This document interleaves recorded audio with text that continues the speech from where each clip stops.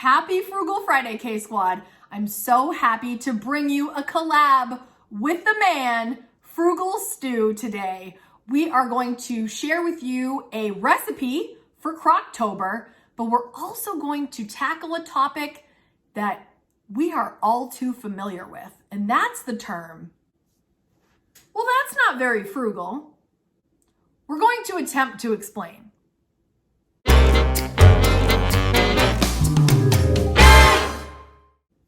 I have heard this phrase so many times. If I make one decision that is not the most frugal choice, people very judgingly will say, okay, that's not very frugal. And Stu has also experienced this. And in fact, we might even be considered cheap or just not frugal when we make these decisions. So I'm going to attempt to explain our thought process, or rather my thought process. Stu is going to share his thoughts on this also. But thank you again, Stu, for being here. Don't forget to visit him after this video. So first things first, if anyone has ever accused you of not choosing the frugal choice or the more frugal choice, the first thing to remember is you don't actually have to explain a thing. I'm explaining today because that's what this video is about. But if you feel like you're getting judged for your frugal or less than frugal choices, just remember this fact. If they don't pay your bills, they don't get a say, and you don't really have to explain anything to anyone.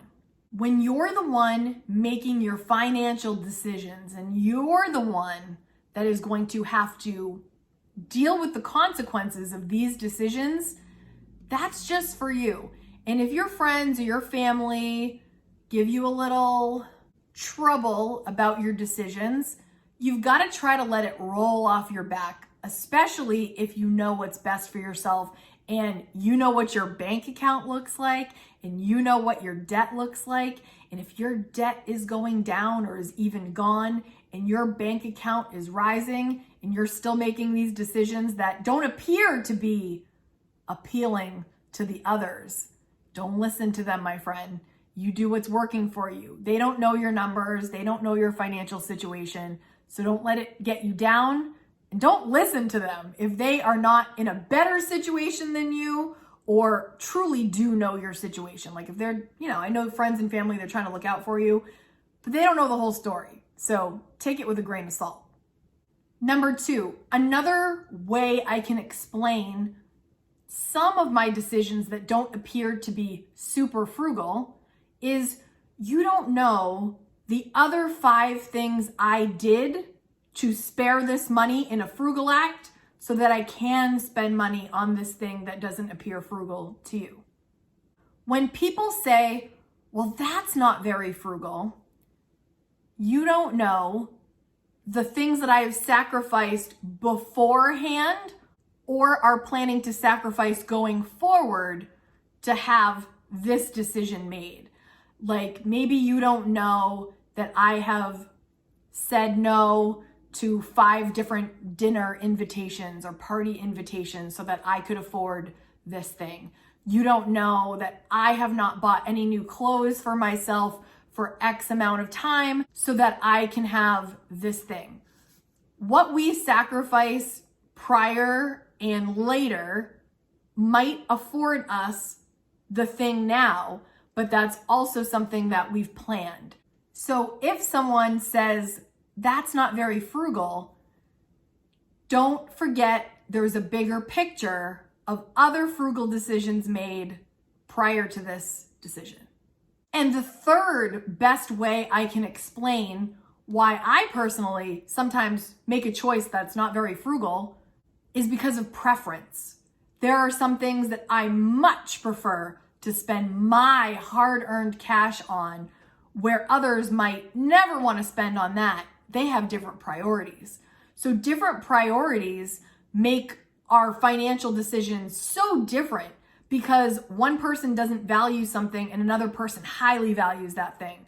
And I think that is a wonderful thing to acknowledge when we are learning about other people's frugality and other people's money-saving measures, because there's some things that you're gonna listen to and you'll be like, I would never do that because I don't care about that. And there are other things that you're gonna think, I'm going all in on this. I don't care what it costs. And that's your choice.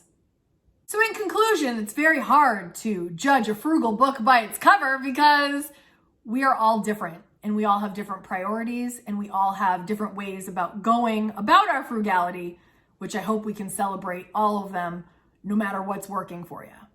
Frugal Stu, I cannot wait to hear your take on this. I can't wait to tune in next. But the other fun thing we're doing today is sharing our crockpot meals for Crocktober. So I went live and shared with you, if you want to check that out at the end, the beginnings of me making this meal. And it's very long, so I understand if you don't want to watch it, but if you want to just kind of hang out, go ahead and check it out. Here's a video of us live. But I'm going to show you a little bit of what I did to get this going, and I'm going to tell you how it tastes, more importantly. So check out this vegetarian chili recipe. This week's recipe is vegetarian.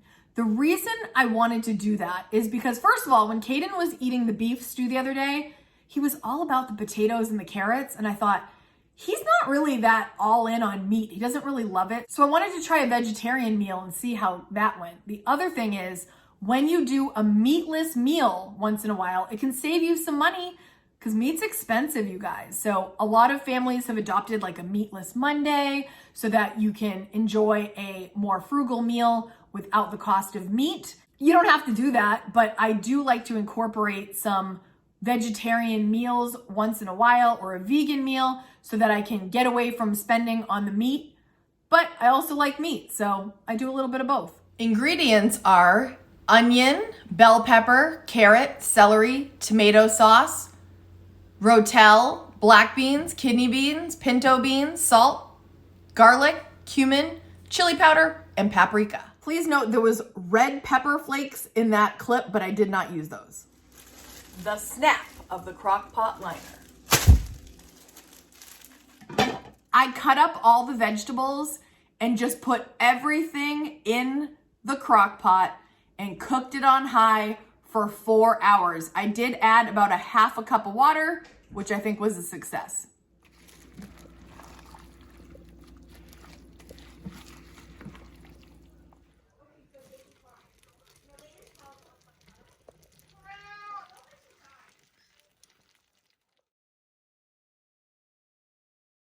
If this were at a party and it was served as like chips and a dip, I have a little sour cream and cheese in there.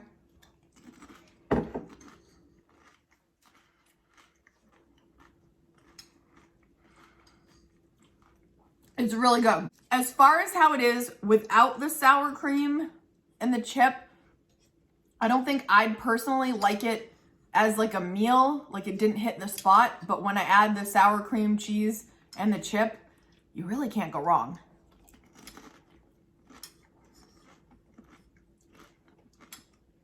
I mean, like, delicious this way. Again, that's just my taste buds. Like, it wasn't enough just the way it was. Not bad, it's pretty good. And I had a lot of seasoning in there, guys. You saw when I made it in my live. That's pretty good. With the sour cream and cheese. Now, even Kaden, upon first bite, was kind of like, eh. But now you like it a little more? Yeah, it's just hot because it didn't go down with sour cream. Got some sour cream. You want some sour cream? Actually, no, I already ate everything in it. I feel like if you went to like Sunday football party, or if you had like a potluck at work, this would be a hit, I think.